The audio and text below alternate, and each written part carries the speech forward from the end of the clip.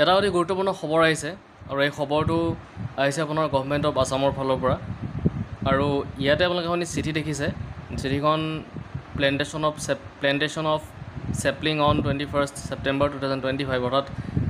21 তাৰিখে যি আপোনাৰ প্লেণ্টেশ্যন অফ চেপলিং গছপুলি ৰোপণক লৈ পেলাই ইয়াতে খবৰ এটা আছে আমি গোটেইখিনি কথা চাম ইয়াতে কি খবৰ আছে আৰু এই খবৰটো ইয়াতে গভৰ্ণমেণ্ট প্ৰভিঞ্চিয়েলাইজ প্ৰাইভেট স্কুল সকলোকে হ'ব আৰু office of the inspector of school HTC Hailakandi education complex হাইলাকান্দিৰ পৰা আহিছে এখন খবৰ এইটো খবৰটো আৰু আপোনালোকে দেখিছে কালে পঠিয়াই দিছে চাওক ইয়াতে the principal all degree college Hailakandi the deputy inspector of school Hailakandi the block elementary education officer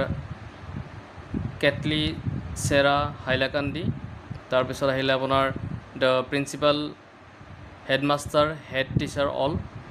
government provincialised and private তো দেখিছে আপোনালোকে গোটেই কলৈকে পঠিয়াই দিছে আপোনালোকে দেখাই পাইছে বস্তুবিলাক এতিয়া কথা হৈছে ইয়াতে অকণমান কথা লিখা আছে আমি গোটেইখিনি কথা ইণ্টাৰপ্ৰিট কৰিবলৈ চেষ্টা কৰিম কি কথা ইয়াতে বিষয়টো চাব আপোনালোকে বিষয়টো লিখিছে এনেকৈ যে সেৱা সপ্তাহ 2025 উদযাপন সন্দৰ্ভত সকলো শিক্ষা প্ৰতিষ্ঠানত 21 ছেপ্টেম্বৰ 2025 দেওবাৰ তাৰিখে মানে গছৰ পুলি ৰোপণ কৰাৰ কথাক লৈ পেলাই ইয়াতে আছে লিখিছে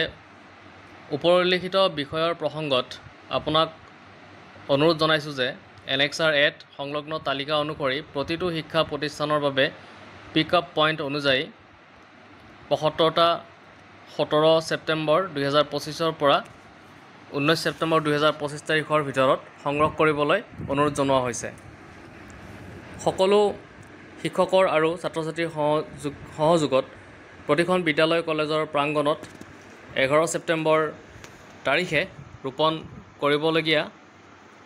লাগিব 25 তাৰিখে 21 তাৰিখে এই যিখিনি চেপলিং আছে চেপলিংখিনি ৰোপণ কৰিব লাগিব অৰ্থাৎ গছপুলিখিনি যদি বিদ্যালয় কলেজৰ প্ৰাংগণত স্থানৰ অভাৱ থাকে তেন্তে বিদ্যালয়ৰ পৰা যোৱা ৰাস্তা আদিত অৰ্থাৎ ৰাজহুৱা স্থানত পুলি ৰোপণ কৰিব পাৰিব তাৰপিছত দিছে ৰোপণৰ সময়ত 75টা গছপুলিৰ ফটো GPS পদ্ধতিত তোলাটো বাধ্যতামূলক আৰু সেই ফটোক 21 ছেপ্টেম্বৰ 2025 তাৰিখে মেৰী লাইফ পৰ্টেলত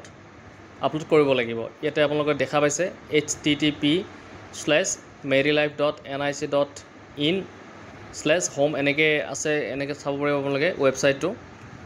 স্মৰণীয় যে প্ৰতিটো পিক আপ পইণ্টৰ বাবে নিযুক্ত কৰা নডেল টিচাৰ বন বিষয়াসকলে সকলো পুলি সংগ্ৰহ আৰু বিতৰণৰ একাউণ্ট আৰু ৰিচিপ্ট স্বীকৃতি পত্ৰ ৰেজিষ্টাৰত সংৰক্ষণ কৰিব লাগিব উক্ত ৰেজিষ্টাৰ সংশ্লিষ্ট বন বিভাগৰ পৰা সংগৃহীত পুলিৰ সংখ্যা আৰু প্ৰতিটো শিক্ষা প্ৰতিষ্ঠানত বিতৰণ কৰা 75টা পুলিৰ তথ্য সম্বলিত হ'ব লাগিব এই ৰেজিষ্টাৰ নডেল বন বিষয়াসকলক বা নডেল শিক্ষকসকলে নিজৰ জিম্মাত ৰাখিব আৰু প্ৰয়োজন মতে জিলা প্ৰশাসনৰ আগত প্ৰদৰ্শন কৰিব লাগিব তাৰপিছত কৈছে সেয়া হোৱাত আপোনালোকক অনুৰোধ জনোৱা হৈছে যে আপোনালোকৰ অধীনস্থ প্ৰতিখন বিদ্যালয় কলেজৰ 15টা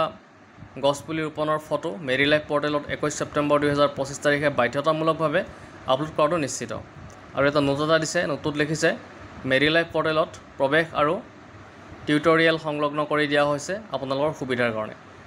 তো দেখিছে আপোনালোকে গোটেইখিনি কথা আমি ইণ্টাৰপ্ৰিট কৰিলোঁ ইয়াতে যিখিনি কথা লিখা আছিলে আমি গোটেইখিনি অসমীয়াত চালোঁ কাৰণ ইংৰাজীত গোটেইখিনি কথা লিখা আছিলে আৰু যদি ভিডিঅ'টো ভাল লাগিছে লাইক শ্বেয়াৰ ছাবস্ক্ৰাইব কৰি দিব